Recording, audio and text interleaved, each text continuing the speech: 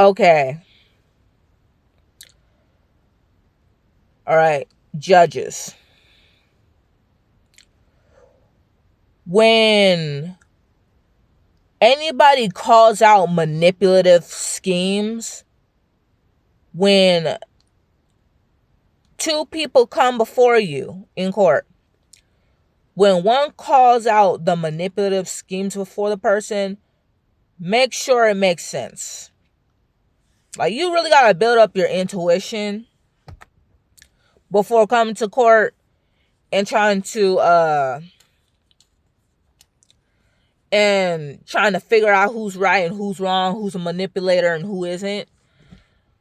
Because one thing is this, the manipulator is going to act like he knows more about manipulation, who knows more about manipulation and stuff like that, who knows more about manipulation and all that stuff than the accuser, like, than the victim. So it's like this.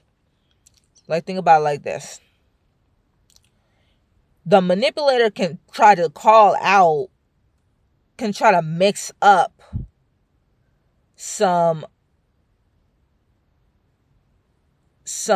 words and say like, hey, if this person looks to your right, this person's manipulating, or if this person looks to your left, this person is thinking. Or they may say, if this person breathes, this person's manipulating. If this guy's nervous, this person's manipulating. If this guy is confident, this person's manipulating. If this guy's putting this person in a corner and saying, if this guy is nervous, this guy's manipulating. If this guy's confident, this guy's manipulating. Nervous and confident equals manipulation. Like, here's the thing about nervous and confident equals manipulation. Here's the thing about that. Okay? Whether you're nervous or confident, there's got to be more proof than just one of those being manipulation. Because you can be confident, you could be a confident liar, and you can be an anxious truth teller. You could be an anxious liar, and you can be an anxious liar and a confident truth teller. There are liars who look honest, and there are honest people who look like liars. So, there's got to be more proof than just this person's confident or this person's anxious and this person must be lying. So it's like, confident or anxious, that's just a personality trait. That's just a personality trait. So it's like, if this person is like literally just putting them in an unreasonable corner,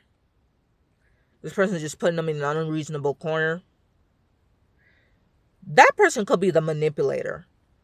Because there's nothing wrong with being confident. Being anxious and being like shy and all that stuff, it's like this.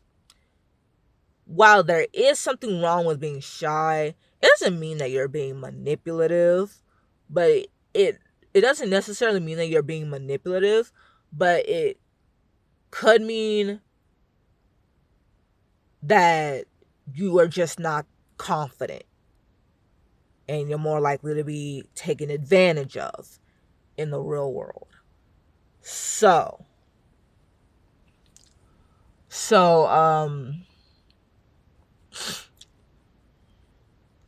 it's like that. So it's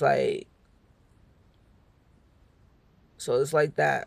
But here's the thing. Shy people can have boundaries here and there. Like, shy people can have boundaries. Like, they could be like confident in one way, and then they can be shy in another situation. So it's like, as long as they, but, and it's like, okay, Usha, but like, are you healing?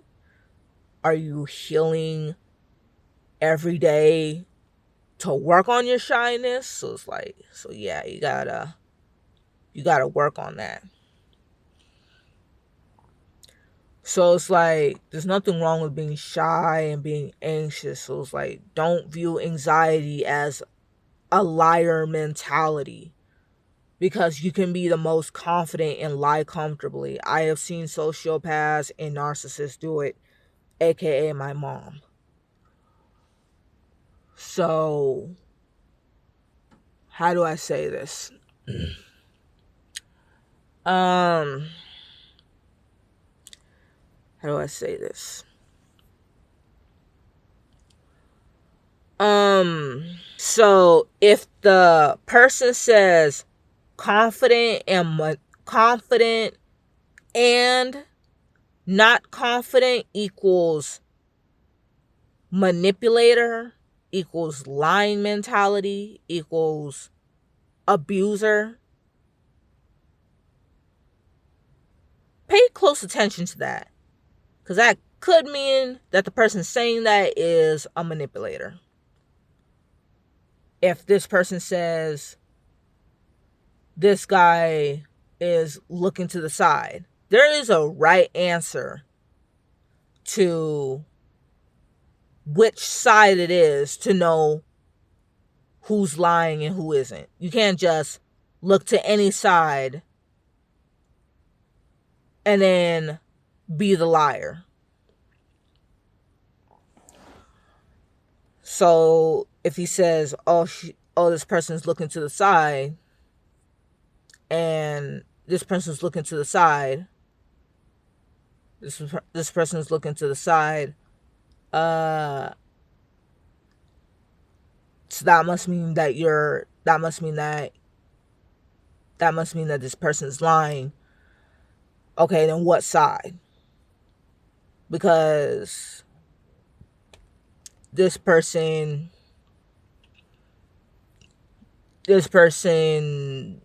because it's a right answer to which side it is.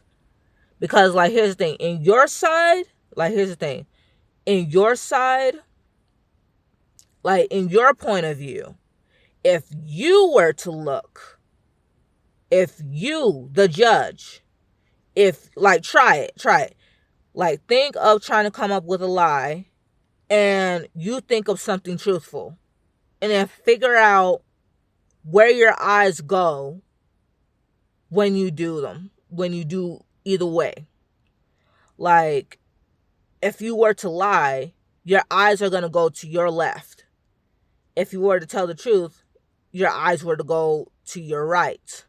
So if you were to see somebody else in like a mirror perspective, it's going to be to the right to know if they're telling the truth. I mean, the right to know if they're lying, and to the left to know if they're telling the truth.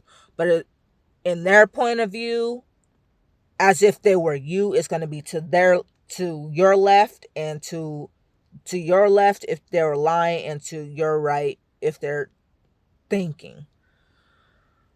So yeah. Sorry if I made it a little confusing. But yeah. So one thing is this. When it comes to how do I say this?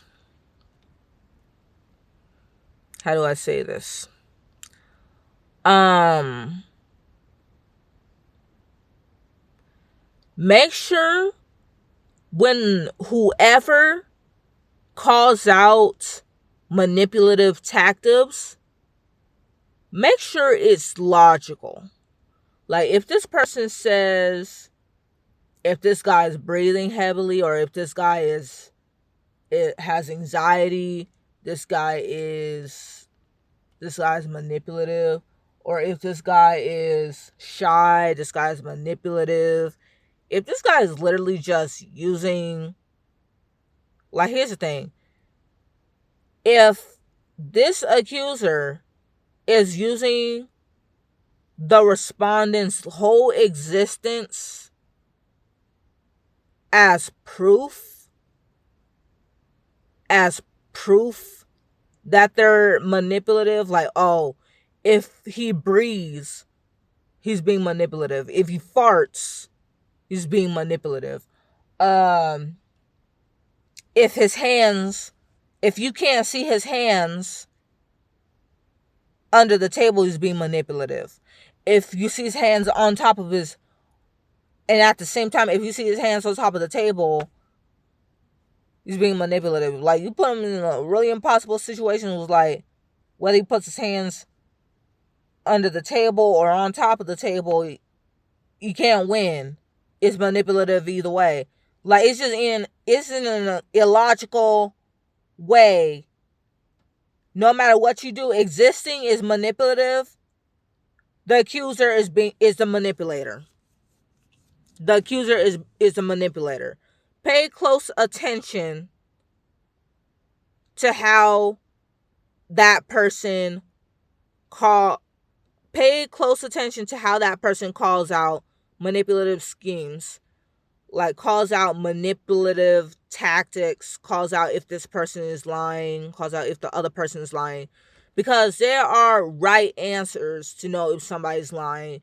There are certain ways to know if somebody is lying. There are certain manipulative tactics if somebody is lying.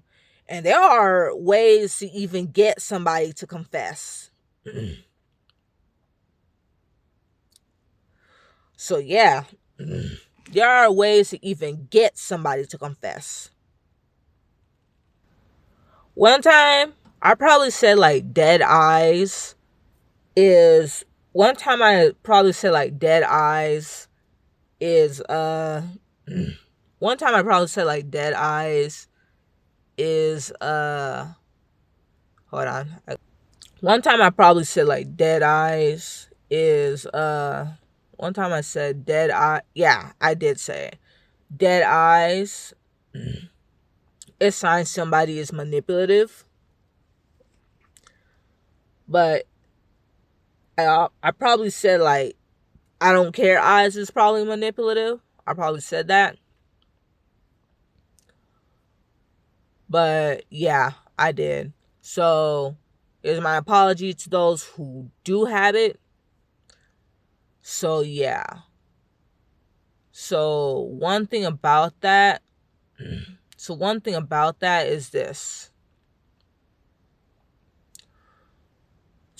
about that is this.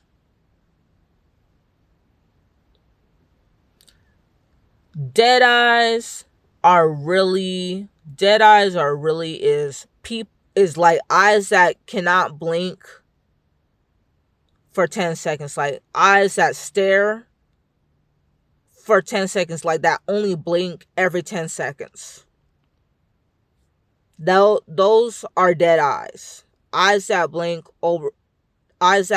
every 10 seconds. Those are dead eyes. I don't care eyes. Those are normal. That's just an RBF eyes. Anybody can get those eyes. Those are normal. Eyes that blink every 10 seconds, like those eyes that stare for 10 seconds and then blink, those are like sociopathic, narcissistic eyes. So yeah. So yeah, that's my apology video on that.